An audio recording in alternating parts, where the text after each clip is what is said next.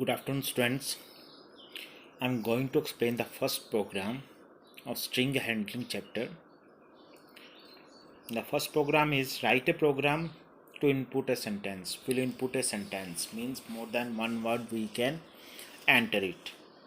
And what we'll find it, the number of words means कि उस sentence में कितने words हैं, and number of characters, number of letters means number of present, number how many alphabets are there in that sentence. So that these two part will find out. So we'll start this program with the same way with import Java IO. You can write your program with the scanner class also. For that one, instead of IO you will write it UTIL. That is your wish. You want to perform this program with the data input stream or scanner class. अगर scanner class के साथ करना है तो IO की जगह UTIL use करेंगे. Then class name, okay, any class name you can write if it is not mentioned in the question that particular class name, so you can write any class name. Then public static void main, this main method you will write it. Then try, afterwards you will declare some variables and initialize it. So these variables immediately after try I used, you can use these variables, you can initialize any variables anywhere but before using that variable. उस variable use करने से पहले आपको उनको initialise करना है. ये पर आप कहीं भी उसको इनिशियलाइज़ कर सकते हैं. डाटा इनपुट स्ट्रीम के बाद भी कर सकते हैं, प्रिंट स्टेटमेंट के बाद भी यूज़ कर सकते हैं, पर वो वेरिएबल जहाँ पर यूज़ हो रहा है उससे पहले उसको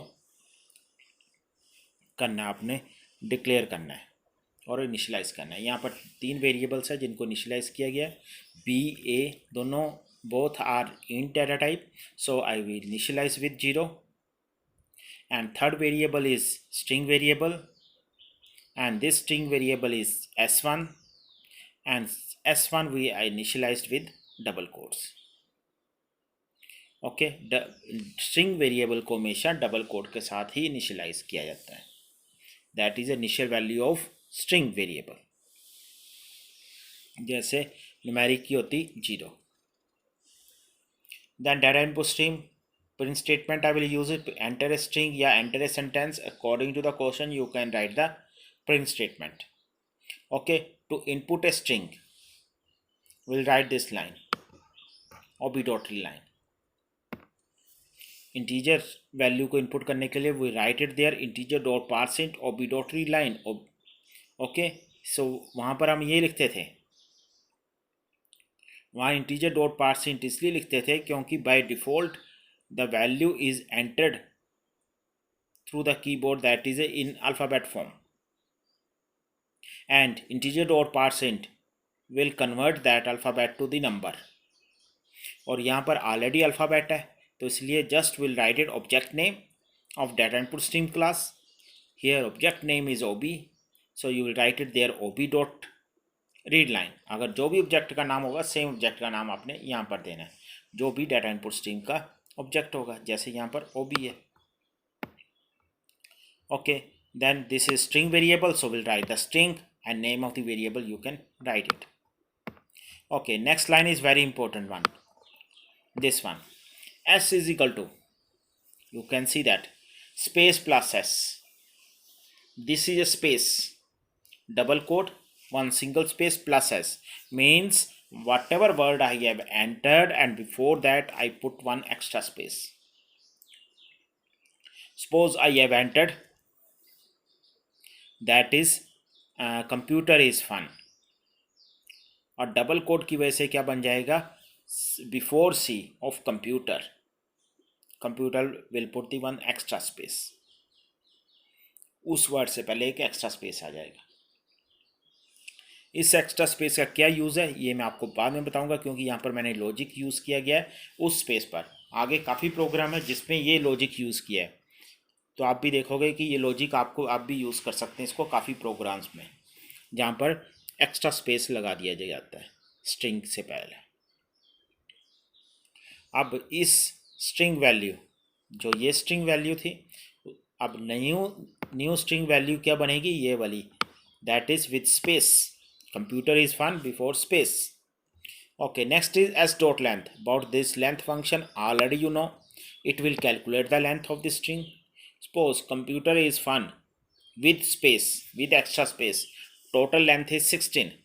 That will be stored by L. Okay, this variable will store it. That is in the form of numeric, will be in the form of numeric.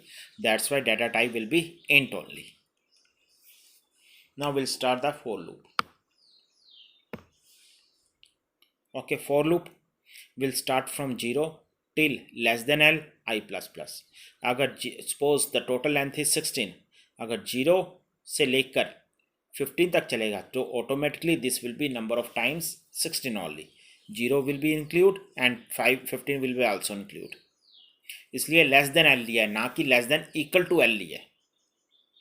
Okay, suppose इसकी लेंथ थी 16, तो 0 से लेकर 15 तक चलेगा. 0 से लेकर लेस देन 16 क्या बनेगा? 15 ओनली. ओके, सो ऑटोमेटिकली ये 16 टाइम चलेगा. इसलिए यहाँ पर जो इसका लॉजिक यूज़ किया जाता है स्ट्रिंग चैप्टर में, वो हमेशा ज़्यादातर प्रोग्राम्स में हमने 0 से शुरू किया और लेस देन एल तक लिया.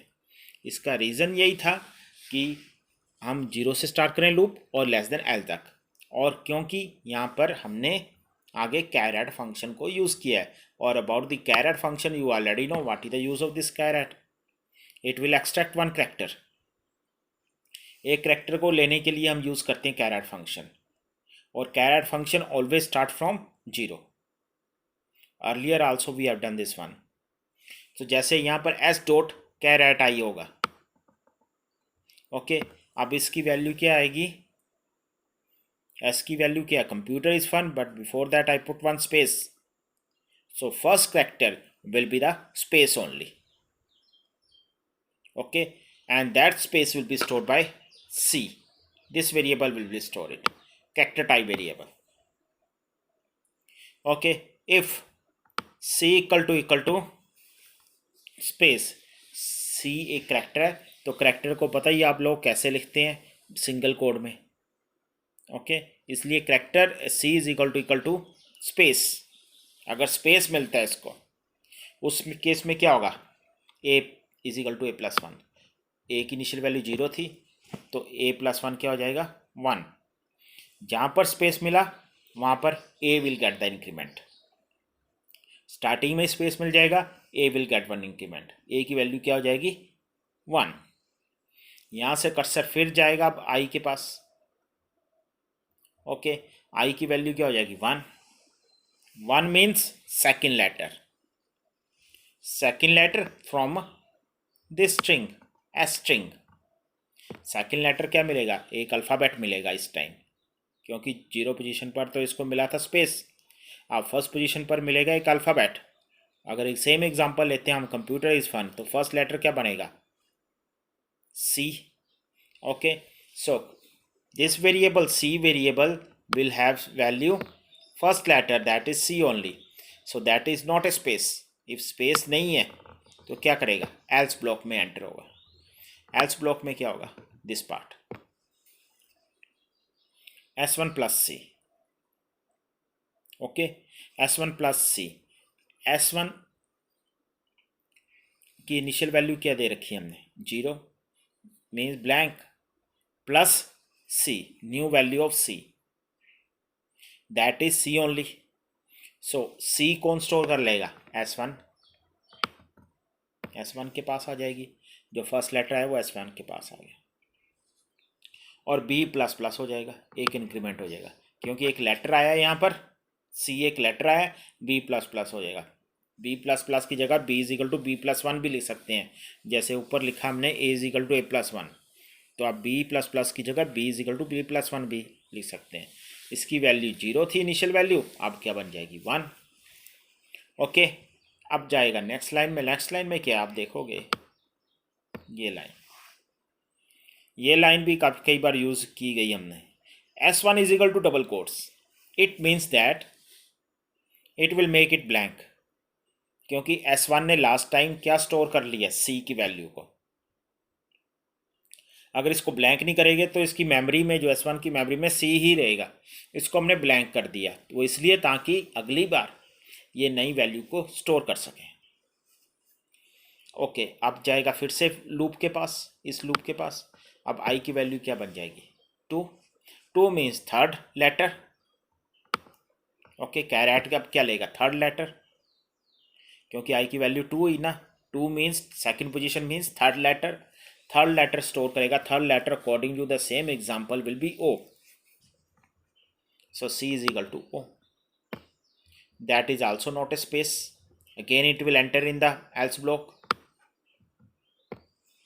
ओके, S1 की लास्ट वैल्यू क्या थी? C. अब C plus value of C that is O. So CO will be store bye S1.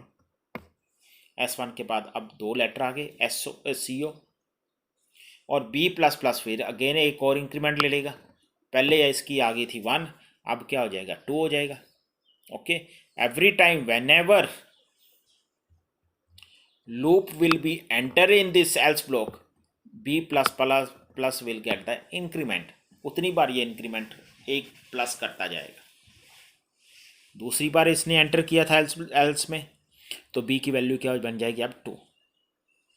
फिर से ये ब्लैंक हो जाएगा ताकि हम नई वैल्यू स्टोर कर सकें। अब फिर से लूप के पास जाएगा। i की वैल्यू 3 होगी। i की value 3 means next letter. Next letter will be M. C is equal to M. That is not a space. Again it will be enter here. अब last value of S1 was CO. अब क्या बन जाएगी? COM. और B की value क्या हो जाएगी? 3. फिर से ये प्रोसेस चलेगा। तो ये प्रोसेस चलता जाएगा। जब एक वर्ड ऊपर ख़त्म हो जाएगा उसके बाद स्पेस मिलेगा। जैसे computer is fun, computer word ख़त्म हो गया। ओके, इज से पहले स्पेस होगा। जब स्पेस होगा तो इट मीन्स सी की वैल्यू स्पेस हो जाएगी। सी की वैल्यू स्पेस होगी। A will also get the 1 increment. पहले क्या कब आई थी इसको इंक्रीमेंट? जब वर्ड से पहले आई थी स्पेस, पूरे सेंटेंस से पहले स्पेस आई थी, तब ए ने 1 इंक्रीमेंट ली थी, तब 1 हो गया था। अब दूसरी बार इसको स्पेस मिला तो ए की वैल्यू एक और इंक्रीमेंट लेगा। एक और इंक्रीमेंट लेने की वजह से क्या होगा? ए की वैल्यू क्या बन जाएगी? अब 2। ओके, इसी तरह ये प्रोसेस चलता जाएगा। उसके बाद ये इज विल बी स्टोर एयर। ओके, बी प्लस प्लस फिर से इंक्रीमेंट ले लेगा। तो जितनी बार एल्स ब्लॉक में एंटर होगा B will get the increment और S1 स्टोर करता जाएगा। और जहाँ पर स्पेस मिलेगा a will be get the increment. Okay, जब लूप ओवर हो जाएगा, यहाँ पर लूप ओवर हो गया, क्या प्रिंट हो रहा है यहाँ पर? Number of words A. Means की स्पेस के बाद जो इंक्रीमेंट ए ने ली थी वो नंबर ऑफ वर्ड्स बन जाएंगे। आप खुद ही लॉजिक उसको सोच के देख सकते हैं आप कि जैसे मैंने कंप्यूटर इज़ फन लिया तो स्पेस कहाँ मिला इसको? सी से पहले मिला था एक, वो एक इंक्रीमेंट होगी ए की। उसके बाद कब स्पेस मिला था? इज से पहले, वो सेकेंड इंक्रीमेंट होगी। ओके, उसके बाद कब स्पेस मिलेगा इसको? जब फन से पहले 3 इंक्रीमेंट होगी। ओके, तो नंबर ऑफ वर्ड्स भी कितने हैं? 3 ही। तो it means that will be the our answer. तो उस लॉजिक के थ्रू, उस स्पेस के थ्रू मैंने नंबर ऑफ वर्ड्स कैलकुलेट कर लिए। स्पेस लॉजिक लगाकर नंबर ऑफ वर्ड्स कैलकुलेट कर लिए। ओके, यहाँ पर और नंबर ऑफ कैरेक्टर कैसे कैलकुलेट किए? जहाँ पर उसको स्पेस नहीं मिला। ओके, जहाँ पर स्पेस नहीं मिला वो सारे यहाँ पर एंट्री हो रही थी उनकी एल्स ब्लॉक में। तो उतनी बार बी ने इंक्रीमेंट लेता गया। जितनी बार इंक्रीमेंट में जितनी बार ये एंटर किया एल्स ब्लॉक में उतनी बार इंक्रीमेंट लेता गया। वो क्या बन जाएगा हमारा? Number of characters. Number of characters will be stored by B.